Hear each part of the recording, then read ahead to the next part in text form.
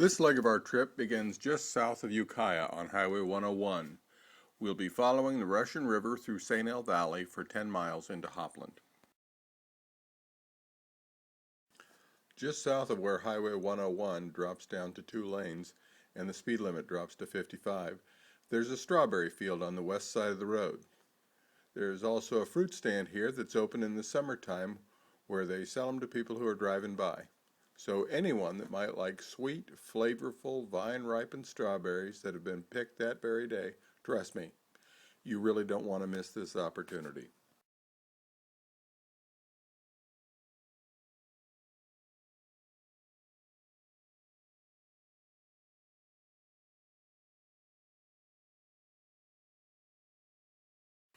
Driving on 101 through St. L Valley here, there are vineyards and some wineries with tasting rooms alongside the road.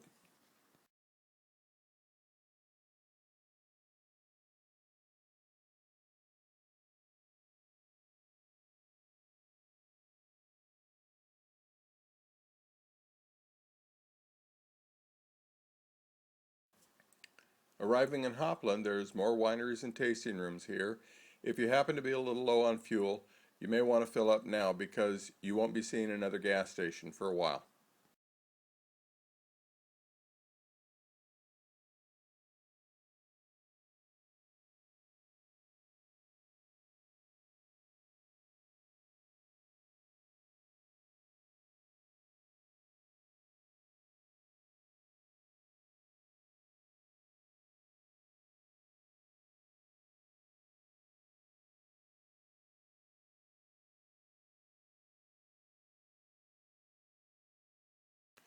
Notice that we pulled over here at a little white van pass.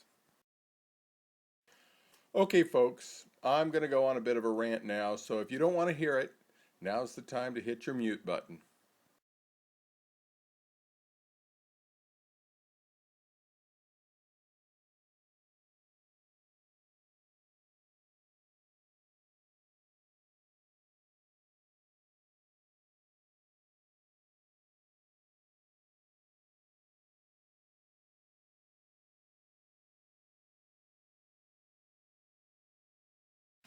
You'll see that since we've gotten into some steeper hills, our buddy in the van doesn't seem to have enough power to keep his speed up. So, do you think he'll do the considerate thing and pull over to let us pass? Nope. It looks like he doesn't plan to let anybody get past him. When this happens while you're out on the road and you notice that you're starting to get pissed off, I've got a few tips for you to consider. First off, you really need to realize that this kind of behavior comes from a place of weakness. People who behave like this tend to have very low self-esteem, and so being able to affect other people, even if it's only by blocking their progress, helps the weak to feel better about themselves. It's sort of a turf thing. They just can't bear to give up any ground. They don't even realize that they're just being rude. That idea would never cross their pathetically underdeveloped little minds. So here we go. Mr. Sprinter has finally decided to pull over. But he isn't going to do it the normal way. Nope. Instead of pulling over to the right, he's going to turn left across a double yellow line to go to the shoulder on the other side of the road. I guess he wants us to know that he isn't showing any weakness. He just wanted to stop at the top of the ridge and take in the view. Secondly, you'd be amazed at the number of drivers that just never learned how to use the rearview mirror. Ask any cop how often it happens that they turn on their cop lights and some driver will just continue on totally oblivious to anything behind him. It's not that they're trying to get away either. It's just that they never even think to look in the mirror. And finally, for some people, particularly those who are used to driving in congested urban areas, in their minds, the road is a battlefield. They've learned that if they ever show any weakness, they're just going to get cut off, run over, and forced to the curb.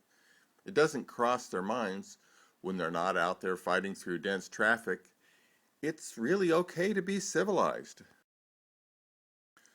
When my kid was learning how to drive, I knew that when she was driving these roads, she'd get to know the frustration of getting stuck behind these small-minded jerks that hold up lines of traffic and stubbornly refuse to ever pull over and let anyone pass. So the way I explained it to her was to say, honey, you need to understand that they really can't help it because in their hearts, they know that they're just trailer trash.